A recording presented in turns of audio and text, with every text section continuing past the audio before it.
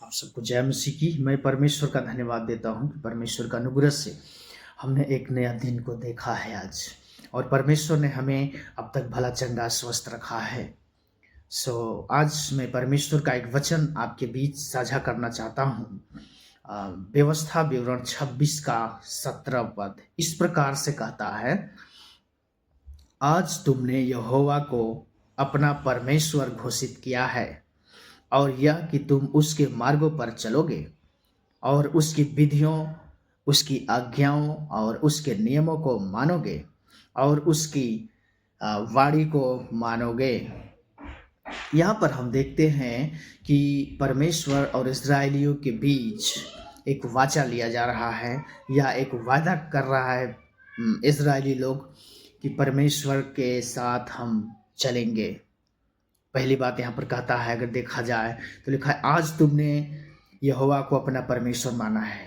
मतलब उन लोगों ने कई बार ऐसे गलती करने के बाद, कई बार ऐसे आज्ञा उल्लंघन करने के बाद ये समय ऐसा आया कि उस समय इज़राइली लोग परमेश्वर के प्रति ईमानदार हुए, या परमेश्वर को अपना परमेश्वर माने। वो लोग अपना परमेश्वर, जिसे जिन्होंने उन लोगों को मिस्र से निकाल के लेकर आया था परमेश्वर, उसको लिखा है कि आज तुमने यहोवा को अपना परमेश्वर घोषित किया है।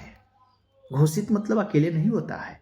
अगर घोषित किया करना हो किसी चीज को तो सार्वजनिक तौर से किया जाता है। इसलिए तो प्रभु यीशु मसीह कहते हैं, यदि तुम मनुष्यों के सामने मुझे मान लोगे तो मैं तुम्हें पिता के सामने मान लूंगा।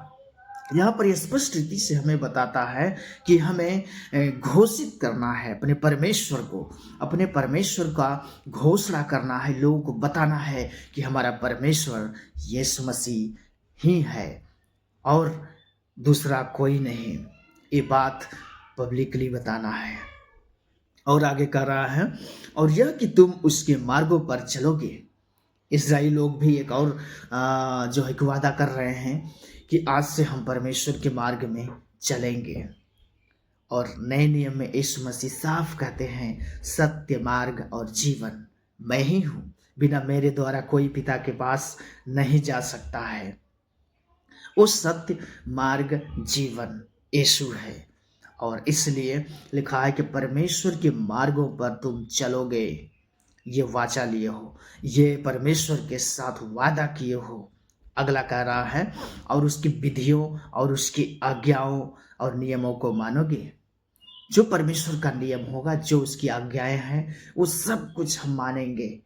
उस दिन उन लोगों ने परमेश्वर के लिए कहा कि अब से हमने जो भी किया है ऐसा नहीं, लेकिन अब हम परमेश्वर के आज्ञाओं को मानेंगे, परमेश्वर के विधि को मानेंगे, परमेश्वर के नियम को मानेंगे। ये उन लोगों ने एक समर्पण लिया। और लिखा है, उसकी वाणी को भी मानोगे। ये इज़राइली और परमेश्वर के बीच का एक वाचा है, या एक वादा है, या शपथ ले रहे लोग कि हम परमेश्वर के हर एक बात को मानेंगे। और इसलिए तो नए नियम में भी वचन कहता है, मरकुस 12 अध्याय उसका 30 वचन, तू अपने प्रभु परमेश्वर से सारे मन, सारे बुद्धि, सारी शक्ति, सारे प्राण से, सारी संपत्ति से बढ़ कर के परमेश्वर को प्रेम करना। ये मनुष्य का एक संपूर्ण कर्तव्य है दोस्तों, कि वो परमेश्वर के आज्ञाओं को माने, परमेश्वर को प्रेम करे। परमेश्वर को प्रेम करने का क्या मतलब है? सिंपल से भाषा में आप समझेंगे कि परमेश्वर का प्रेम, या परमेश्वर के प्रति हमारा प्रेम कैसे प्रदर्शित होता है। जैसे कई बार होता है कि हमें चर्च आने का समय आ गया है और हमें चर्च उस टाइम पर पहुंचना चाहिए, लेकिन हम क्या करते हैं कि हम कोई दूसरे काम में व्यस्त हो जाते हैं, हमें अर्जेंट कहीं जाना हो जाता है, या कुछ हम अलग काम करने लगते हैं, हम उस पर ध्यान नहीं देते हैं। तो ऐसा नहीं है, इसलिए जो है हम उस वायदे के खिलाफ में हो जाते हैं। जो परमेश्वर के साथ हमने वादा बांधा है, हम ऐसा नहीं कर पाते हैं। इसका मतलब है कि हम परमेश्वर से प्रेम नहीं करते हैं। लिखा है, तुम सारे मन से परमेश्वर को प्रेम करना, सारे बुद्धि से प्रेम करना, सारे अपने संपत्ति से बढ़ के प्रेम करना उस परमेश्वर को। अगर कोई व्यक्ति आपसे मांगता है, कोई लाचार व्यक्ति, कि हमें थोड़ी मदद कर दीजिए, आपके पास पैसे हैं, बहुत सारे पैसे हैं, संपत्तियां हैं, धन दौलत है, लेकिन आप थोड़ा भी नहीं देते उसको, इसका मतलब है कि आप परमेश्वर से प्रेम नहीं करते हैं। ये साफ होता है। आप देख सकते हैं हमारे देश के अंदर बहुत सारे ऐसे महापुरुष हुए, बहुत सारे ऐसे राजनेता भी हुए जिन्होंने अपनी सारी संपत्ति कंगालों को, विधवाओं को, अनाथों को दान कर दिया। वो परमेश्वर को अपना प्रेम प्रकट किए कि मैं ईश्वर के सृष्टि से और ईश्वर से प्रेम करता हूँ। ये साबित होता है। सो दोस्तों, आज मैं आपको यही उत्साहित करना चाहता हूँ इस वचनों के द्वारा। आज हमने यही सीखा कि हमने आज से हमें यहोवा परमेश्वर को अपना परमेश्वर घोषित करना है, परमेश्वर को मान लेना है। चाहे 1000 लोग हों, चाहे लाख लोग हों, चाहे अकेले आप हों, सबके सामने परमेश्वर प्रभु यीशु मसीह को अपना मुक्तिदाता के रूप में स्वीकार करना ही है। आगे कह रहा है उसके मार्गों पर आप चलेंगे। जो भी परमेश्वर का मार्ग है, जो भी परमेश्वर की आज्ञाएं कहती है, जो परमेश्वर का वाणी सुन करके आप काम करेंगे, ये सारा कुछ आप ये वादा करने हैं।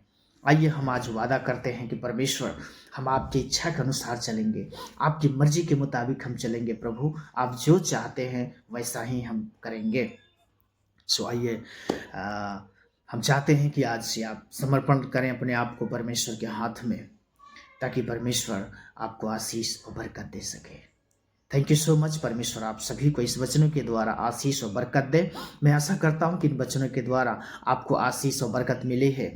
अगर आप आशीषित हुए हैं तो जरूर कम से कम इस वीडियो को 2 लोगों तक शेयर करें, और अगर आपको अच्छी लगे तो आप कमेंट करें हमें, और एक प्यारा सा कमेंट करें जिससे कि हमें मोटिवेशन मिल सके। और हमारे चैनल को सब्सक्राइब करें, और फेसबुक में देखते हैं हमारे पेज को फॉलो जरूर करें। Thank you so much and जय मसीह की। परमेश्वर आप सबको आशीष और बरकत दे।